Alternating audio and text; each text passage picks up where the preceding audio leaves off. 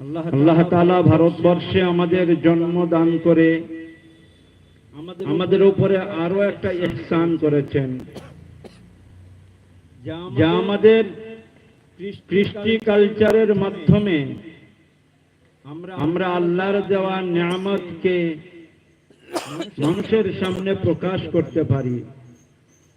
আমরা মানুষকে বোঝাতে পারি যে আমরা যে নিয়ামত পেয়েছি অতি উত্তম নিয়ামত, তোমরাও চেষ্টা করো।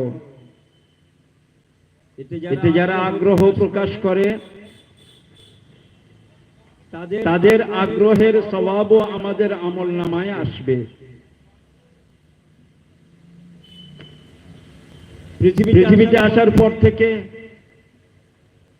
এই পর্যন্ত 1,24,000 পয়গম্বর অতিবাহিত হয়েছেন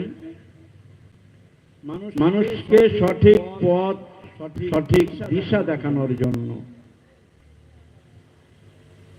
সেই সঠিক দিশা বা সঠিক পথ শেষ পর্যন্ত নবী আকরাম হযরত মুহাম্মদ সাল্লাল্লাহু আলাইহি ওয়াসাল্লাম এই পৃথিবীতে পরিপূর্ণতা দেন। আমরা তাঁরই উম্মত বা তাঁর অনুসারী। তিনি চলে গিয়েছেন, কিয়ামত পর্যন্ত তাঁর দিক দিশা পৃথিবীর জন্য গ্রহণযোগ্য, এবং এই দিক দিশা ছাড়া কোন দিকেই সফলতা নেই। আল্লাহ তাআলা আমাদেরকে তাঁরই অনুসারী বানিয়েছেন। আমরা তাই তার অনুসরণেই কোরআন ও হাদিসের ব্যাখ্যা ওলামাদের কাছ থেকে শিখি, শুনি এবং মানি। শুধু ওলামাদের অনুসরণে নয়, ওয়াল্লাযীনা ইত্তাবাউহুম বিইহসান, আল্লাহর রাসূল সাল্লাল্লাহু আলাইহি ওয়াসাল্লামকে যারা অনুসরণ করেছেন এবং তার অনুসারীদেরকে যারা সুন্দরভাবে অনুসরণ করেছেন। অন্য জায়গায় তাই বলছেন, আতিউল্লাহ ওয়া আতিউর রাসূল ওয়া উলিল আমরি মিনকুম। আল্লাহ, আল্লাহর রাসূল এবং রাসূলের রিসালাতকে যারা পূর্ণতা দিয়ে তার অনুসরণকেই নিজেরা প্রাধান্য দিয়ে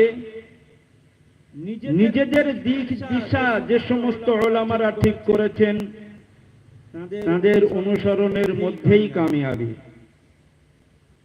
আল্লাহ তাদেরকে অনুসরণ করার জন্য আদেশ দিয়েছেন। পৃথিবী যতদিন থাকবে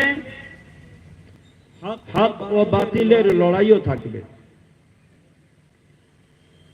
শয়তান কিয়ামত পর্যন্ত বেঁচে থাকবে। শয়তানি সিফাত ও তার বংশ অর্থাৎ শয়তানের বংশের মধ্যে এবং মানুষের বংশের মধ্যে বিরাজ করতে থাকবে। তাই হক ও বাতিল দুনিয়াতে কিয়ামত পর্যন্তই থাকবে। কখনো কোনোটা প্রাধান্য পাবে, কখনো কোনোটা প্রাধান্য পাবে। এতে নিরাশ হওয়ারও নেই, আর ঘাবড়ানোরও নেই। আসবে যাবে,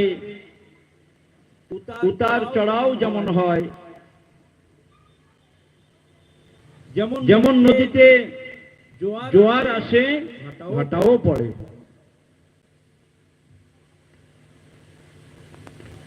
তাই পৃথিবীর এই চলমান জিন্দেগিতে সফলতার লক্ষ্যে যারা কোরআন এবং হাদিসের